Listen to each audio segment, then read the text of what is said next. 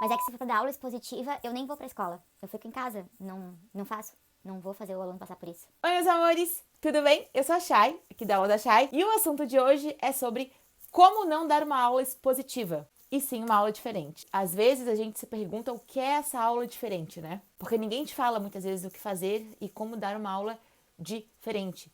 O que é esse diferente que tanto falam em aula?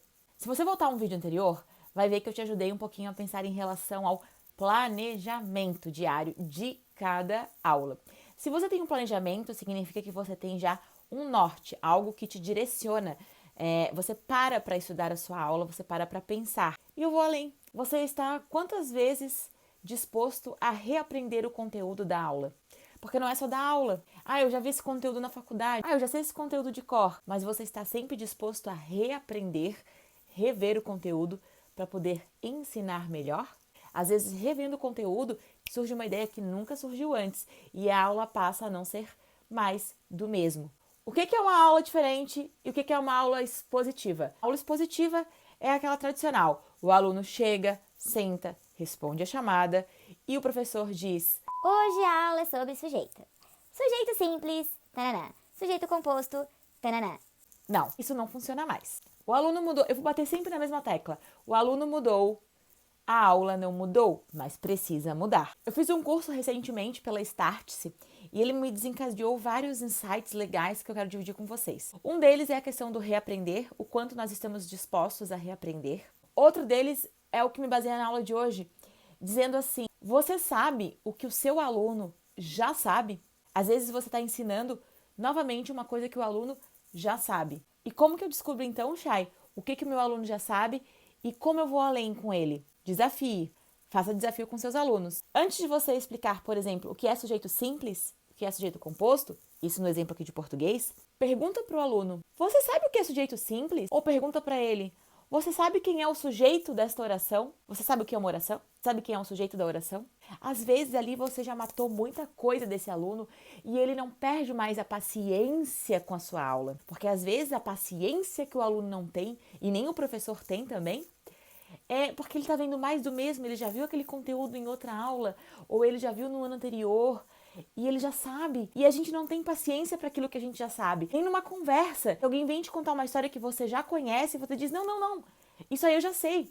Então por que o teu aluno tem que aprender 2, 3, 4 vezes a mesma coisa que ele já sabe? Ele tem que reaprender. E reaprender não é aprender mais do mesmo, é aprender de uma maneira diferente. Deixa eu te dar um exemplo bem simples antigamente. Se o professor for explicar para um aluno como que ele chega ao Japão, Olha, para ir ao Japão você vai ter que pegar um voo, fazer tais e tais escalas e chegar lá em determinado local. Porque fica a tantos quilômetros de distância, passa por tantos países, fica em tal continente. ok?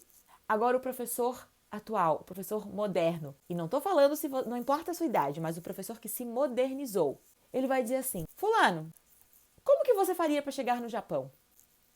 E aí o fulaninho vai lá, ele vai pesquisar decolar, por exemplo, e ele vai achar rapidinho para você que horas tem voo, quais escalas vai fazer, em que país vai parar.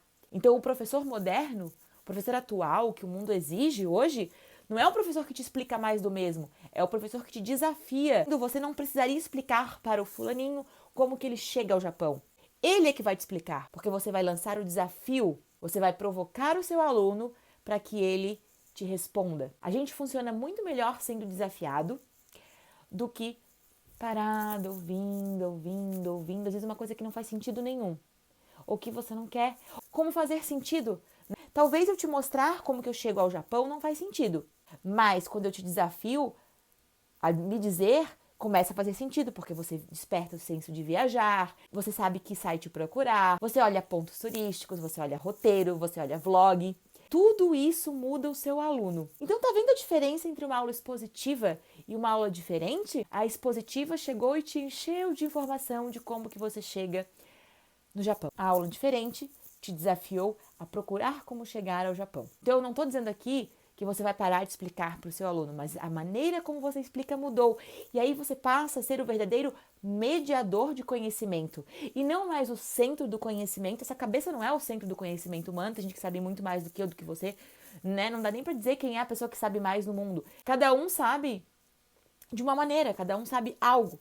Os conhecimentos estão bem setorizados e tem muito conhecimento novo surgindo. Não adianta mais ficar explicando para o teu aluno como que você chega no Japão. Você diz que o pai dele é o desenvolvedor da Decolar, por exemplo. O pai dele é um desenvolvedor de sistema de aplicativos. Você tem que pensar o que é usual, o que esse aluno vai aprender, que gap ele vai achar no mercado, o que não tem ainda no mundo que ele vai de repente poder criar. O aluno novo é isso. E eu estou dividindo aqui a velha e a nova educação. A diferença básica entre aula expositiva e aula diferente está no que eu chamo de velha educação e nova educação. Velha educação, ela te segrega, ela te coloca igual um robô sentado, ouvindo um monte de conteúdo e muitas vezes não os absorvendo. Nova educação, ela te desafia.